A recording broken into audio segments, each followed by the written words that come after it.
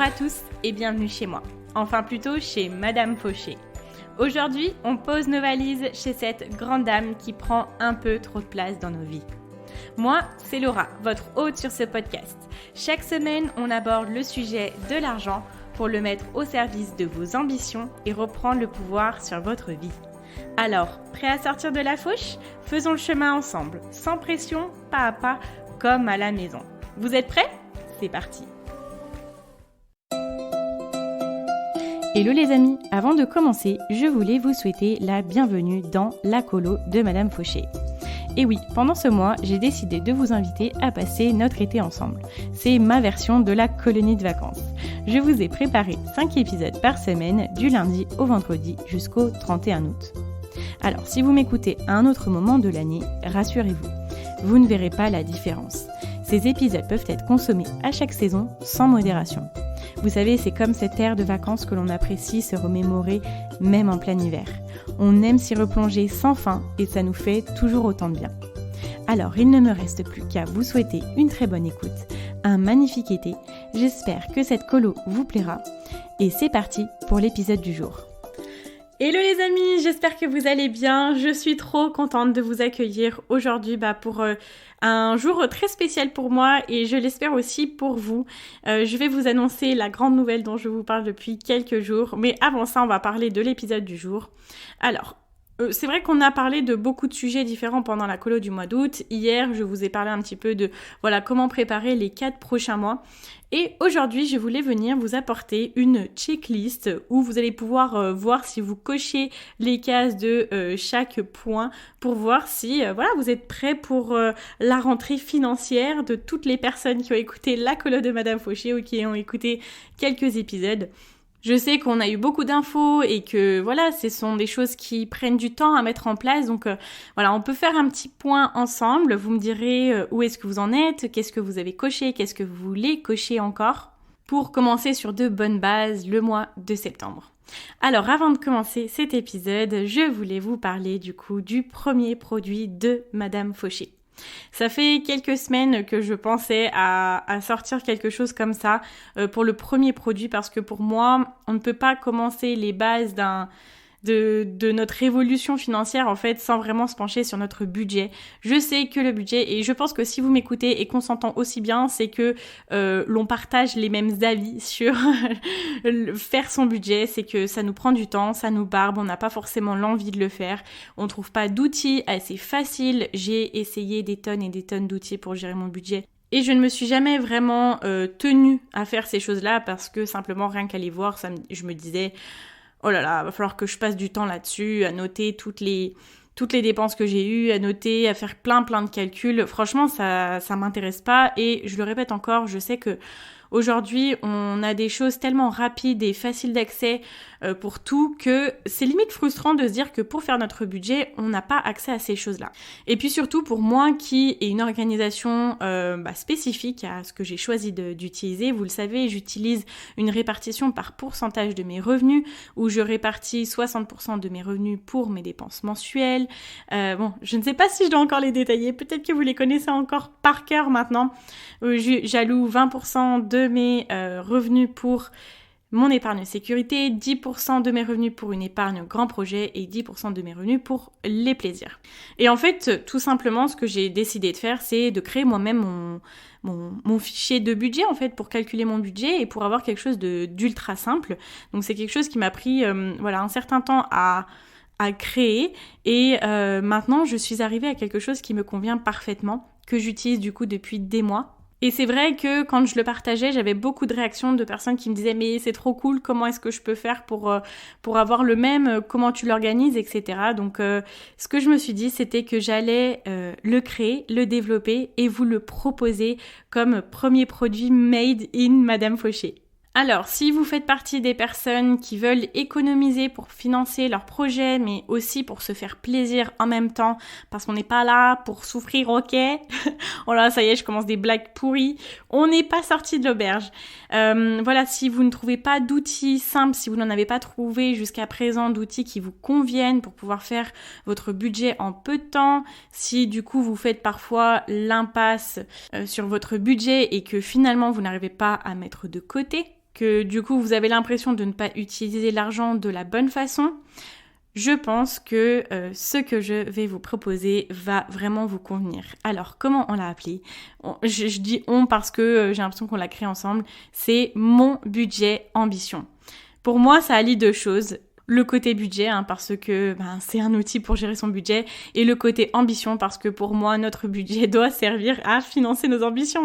Mettre l'argent au service de vos ambitions, ça c'est ma phrase, et je pense qu'il représente énormément ce que j'essaie de véhiculer au quotidien dans le podcast. Alors avec cet outil, vous allez pouvoir gérer votre argent, votre budget mensuel, savoir combien est-ce qu'il faut pour vos dépenses mensuelles, combien est-ce qu'il faut pour vos loisirs, etc. Vous allez pouvoir avoir une vue d'ensemble là-dessus et pouvoir peut-être enfin apprécier, gérer votre argent parce que croyez-moi, c'est simple comme bonjour et dans tous les cas, je vous ai mis une fiche explicative pour savoir comment utiliser ou commencer.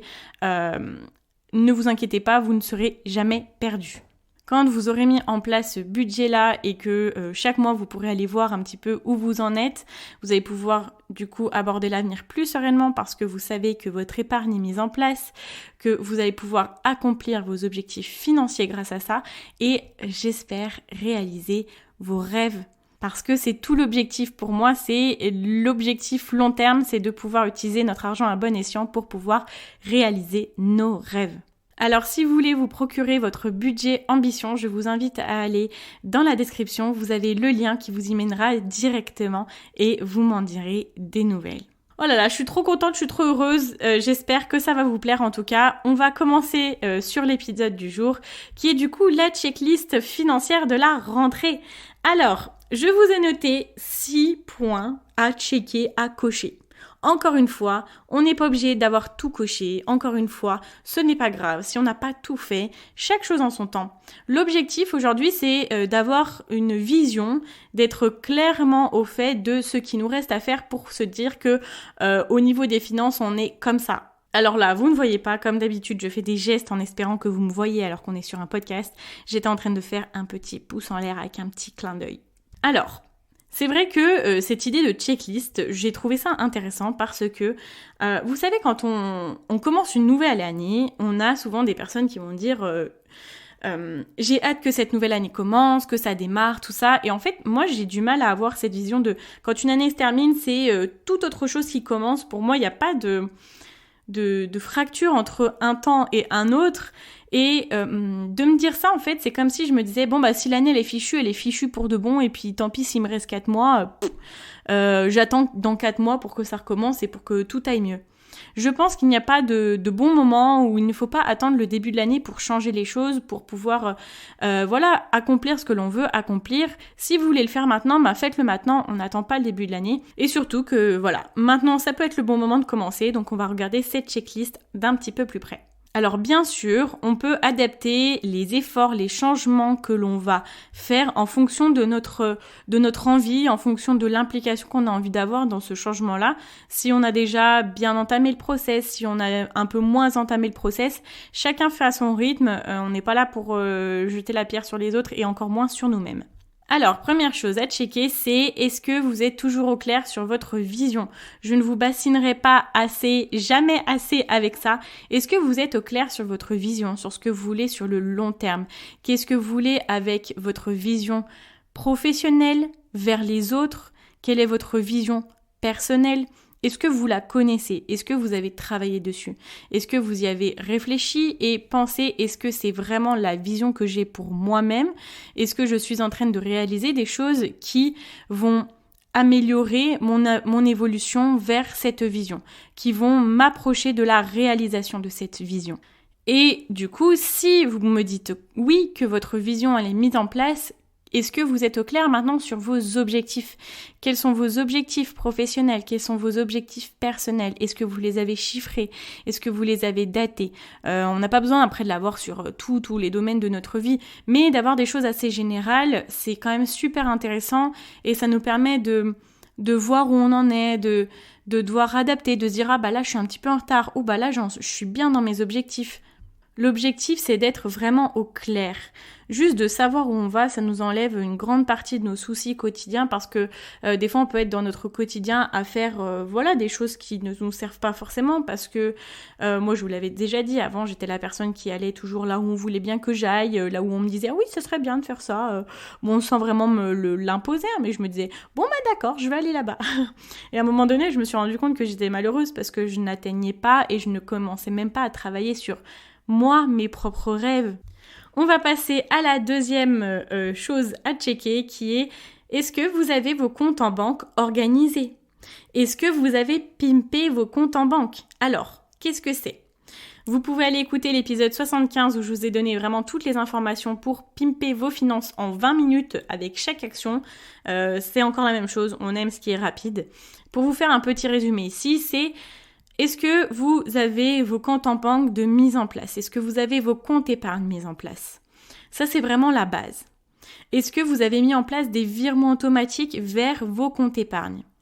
Pour que, au moment où vous receviez vos revenus, il y ait de l'argent qui parte automatiquement dans vos comptes épargne. Comme ça, hop, on oublie cet argent-là, il n'est plus disponible, il est dans mes comptes épargne et je ne les touche plus.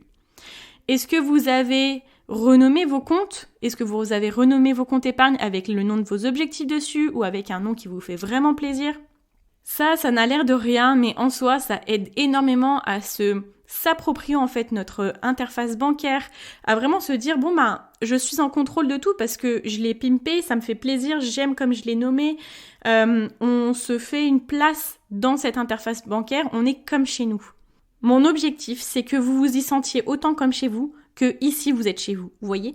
Ensuite, troisième chose à checker, c'est est-ce que vous avez commencé à travailler sur votre mindset avec l'argent?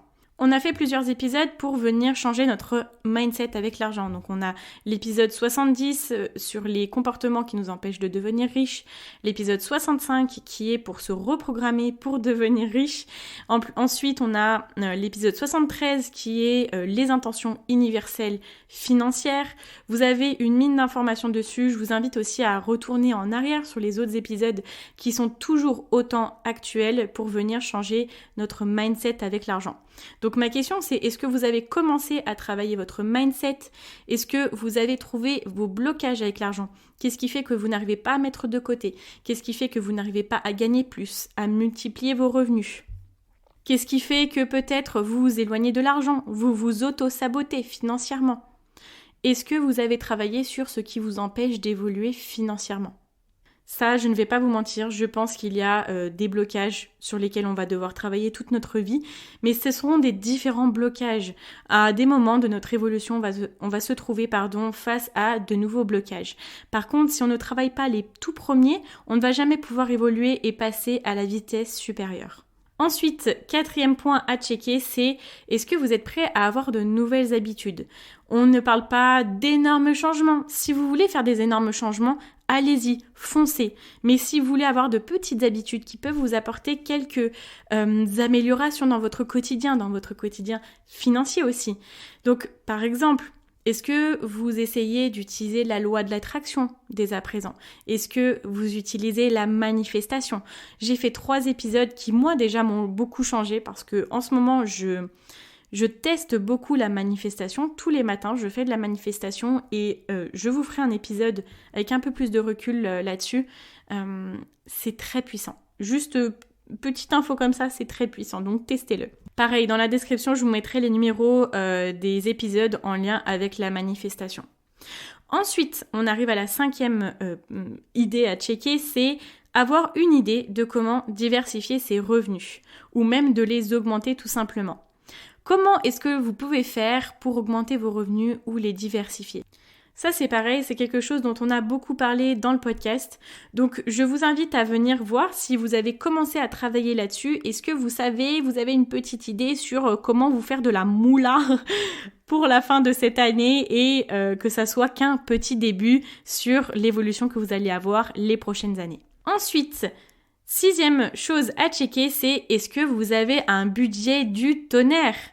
Ça, c'est la question. Est-ce que vous avez un budget aussi cool que mon budget ambition? Ça, c'est la question. Non, mais là, je me la pète, mais trêve de plaisanterie. Ça, c'est super important. Que ça soit le budget que je vous propose ou même un autre outil de budget, c'est super important parce que, vous savez, j'en parlais dans un épisode de podcast où j'étais invitée. Il faut travailler son mindset sur l'argent, sinon on ne saura pas gérer notre budget.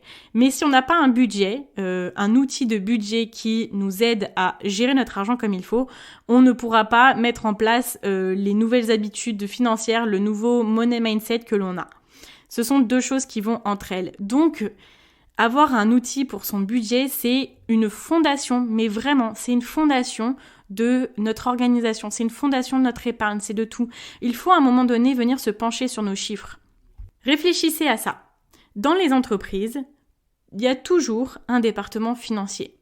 Dans les grandes entreprises, on a les directeurs financiers et eux, ils sont sur les chiffres, ils regardent les chiffres. Ils ont des tableaux récap qui sont plus ou moins simples en fonction de leur fonction et en fonction du domaine, mais ils ont un fichier récap. Ils se penchent quand même sur les chiffres parce qu'ils ne peuvent pas planifier l'évolution de l'entreprise, donner leur avis sur des investissements, sur des dépenses, etc. s'ils n'ont pas une vision globale. Et c'est pour ça que moi, le type de budget que j'utilise, c'est un budget mensuel parce qu'au moins chaque mois, j'essaye d'avoir les mêmes dépenses, les mêmes investissements, enfin les mêmes volumes d'investissement. Après, mes investissements de façon détaillée, ils sont différents, enfin dans différents domaines, mais chaque mois, mon argent est utilisé dans les mêmes domaines, dans les mêmes proportions. Ça me permet d'avoir un équilibre entre la gestion de mes dépenses pour pouvoir fonctionner, dans la gestion de mes loisirs pour toujours me faire plaisir, avoir un équilibre et pour mettre de côté, mettre l'argent au service de mes ambitions. Donc, ma question c'est, est-ce que vous avez un budget du tonnerre, un outil qui vous aide à gérer votre argent simplement et facilement ? Si c'est non, je vous invite vraiment à aller jeter un coup d'œil à mon budget ambition qui est en lien dans la description de cet épisode de podcast. Et je ne vais pas vous laisser comme ça. Aujourd'hui, j'avais d'autres petites idées qui sont venues se rajouter. Je vais vous donner quelques tips pour vraiment donner un coup de boost à votre vie financière et à vos ambitions pour ce début d'année-là. Alors, première chose, quelque chose que j'ai vécu très récemment, aka avec la colo de Madame Fauché. Si vous voulez venir booster un petit peu votre vie, si vous avez vos objectifs, votre vision, que c'est quelque chose que vous avez coché, venez vous poser comme question, quel challenge voulez-vous mettre ? Encore une fois, si vous m'écoutez, si on s'entend bien, je pense que vous aussi, vous êtes des personnes qui aimez avoir des challenges dans votre vie. Quel challenge ferait en sorte que vous alliez plus proche, plus rapidement vers vos objectifs. Allez, on se booste tous pour commencer un challenge personnel, professionnel, peu importe. Je sais pas si vous avez envie demain de faire le grand écart, bah ça c'est un challenge cool aussi, vous voyez. Si vous avez envie demain de monter votre entreprise, c'est aussi cool. Quel que soit le challenge, faites-vous un challenge et dites-vous, aujourd'hui, je vais me mettre à fond là-dedans et je vais y arriver dans tant de semaines, dans tant de jours, dans tant de mois. Là, sur le coup, je mets la casquette motivante, mais voilà, on peut s'aider tous ensemble à se motiver, à faire des choses, à pousser un petit peu nos limites pour atteindre ce que l'on voulait. Moi, vous savez, au début de la colo de Madame Fauché, j'ai décidé de la lancer. Au début, je ne savais pas si j'allais le faire. Je vous dis ça de façon très transparente. 2 semaines avant de la colo de Madame Fauché, c'est là que je me suis décidée de le mettre en place et de vraiment y aller. Ça faisait quelques mois que je me disais, bon, je vais peut-être faire quelque chose en août, tout ça. Mais j'étais en demi-teinte, vous voyez. Et en fait, au dernier moment, pour moi, 2 semaines, c'est au dernier moment parce que, voilà, vous savez, il y a du travail derrière. Je me suis dit, allez, je me lance, je fais ce challenge-là, même si ça risque d'être dur, ça risque d'être challengeant, je vais le faire. Et finalement, je veux pas vendre la peau de l'ours avant de l'avoir tué. Je vais y arriver dans les expressions françaises. Je pense qu'on arrive à la fin et j'ai réussi mon challenge parce que je n'ai pas encore loupé une seule journée. Et c'est des choses, avant de les démarrer, on pense pas forcément être capable, mais quand on les fait avec le cœur, on y arrive. Et j'avais fait aussi cette colo-là pour atteindre les 5000 écoutes mensuelles. Vous voulez que je vous donne une belle surprise ? On arrive aux 10 000 écoutes. En un mois, on a doublé les écoutes du podcast. Et si je n'avais pas commencé ce challenge-là, si je n'étais pas allée un petit peu en dehors de ma zone de confort, si je n'avais pas poussé les limites, je n'aurais jamais atteint ce volume d'écoute-là en fait. Donc go les amis, si vous avez des rêves, si vous avez envie d'accomplir quelque chose, si vous avez un chiffre en tête qui est là devant vous et que vous avez envie d'accomplir, allez-y, faites-le. Donc mon petit conseil là-dessus, lancez-vous dans un challenge, dans un domaine qui vous plaît, faites-le à fond, faites-le beaucoup et vous deviendrez bien meilleur et vous ne pourrez juste être que fiers de vous. Ensuite, une autre astuce qui est quand vous avez votre vision, quand vous avez vos objectifs, comment est-ce que vous vous assurez de l'avoir sous les yeux tous les jours? Comment est-ce que vous assurez de ne pas le perdre de vue? Alors, il y a une solution qui est le vision board, donc ça j'en parle aussi énormément. Le vision board, c'est un tableau, quelque chose où vous réunissez beaucoup de choses qui vous font rêver, vous pouvez le détailler plus ou moins, et comme ça, tous les jours, vous le voyez. Moi, j'ai mes vision boards, mais en fait, j'avais envie de faire quelque chose de plus, et sur mon bureau, j'ai marqué chaque mois, avec chaque objectif chiffré, chaque objectif en termes d'intention de mon mois, sur quoi je veux travailler, qui est sur mon bureau. Et des fois, je suis un peu perdue, des fois, je sais pas quoi faire, des fois, je suis perdue dans mes priorités. Et en dehors du fait de regarder mes priorités de la semaine, que j'ai mis dans mon agenda, je regarde mes priorités du mois sur mon bureau. Et là, ça me remet un peu dans le droit chemin. Je me dis, ok, bon, je voulais faire ça, mais en fait, c'est pas forcément important pour mon intention du mois, c'est pas forcément important pour mes objectifs. Allez, je vais plus me focaliser sur mon intention et ce que je vais faire va être beaucoup plus percutant et pertinent pour mon évolution personnelle. Alors il y a d'autres solutions, vous pouvez faire un fond d'écran sur votre ordinateur, sur votre téléphone, il y a tellement de solutions, faites quelque chose qui vous ressemble, qui vous plaît et voilà, qui vous motivera. Ensuite, dernière astuce, qui est une astuce un peu plus calme, tranquille, qui est de prendre le temps pour être plus avec vous, de prendre le temps d'écrire. Écrire aussi, c'est quelque chose que j'expérimente avec la manifestation. Ça m'aide à entrer en introspection, à prendre le temps et à noter vraiment ce qu'il y a à l'intérieur de moi. Et voilà, juste à extérioriser d'une autre façon les choses qui peuvent un petit peu parfois me bloquer, le stress, un petit peu d'angoisse, voilà, plein de choses qui font que parfois, on n'est pas au top de notre forme. Donc, d'écrire, je prends le temps en ce moment de le faire et ça m'apporte beaucoup. Donc, s'il y a quelque chose dont vous savez qui peut vous être bénéfique pour vous, là c'est un exemple, écrire, prendre plus de temps pour vous. Si vous savez qu'il y a quelque chose qui peut être bénéfique, mais voilà, vous ne prenez pas trop le temps de le faire, je vous invite à prendre 5 minutes par jour, 5 minutes par semaine ou même par mois, j'en sais rien, mais juste d'allouer un petit peu de temps pour prendre ce temps-là. Eh bien écoutez, on arrive à la fin de cet épisode. Alors pour vous résumer notre petite checklist financière du mois de septembre, la première chose c'est est-ce qu'on est toujours au clair sur notre vision, sur nos objectifs ? Ensuite, deuxième chose, est-ce que vous avez vos comptes en banque bien organisés? Est-ce qu'ils ont été pimpés de la façon dont vous allez les adorer? Troisième chose, c'est est-ce que vous avez commencé à travailler votre money mindset? Vos blocages, essayer de vous reprogrammer, etc. Quatrième chose, c'est est-ce que vous êtes prêt à avoir de nouvelles habitudes? Par exemple, à travailler sur la loi de l'attraction, sur la manifestation. Est-ce que, prochaine chose, vous avez une idée de comment augmenter ou diversifier vos revenus? Est-ce que vous avez commencé à travailler là-dessus? Et sixième chose, c'est est-ce que vous avez un outil du tonnerre pour gérer votre budget? Je mettrai bien évidemment tous les épisodes que j'ai cités dans la description, vous aurez tout ce qu'il faut pour pouvoir vous y reporter.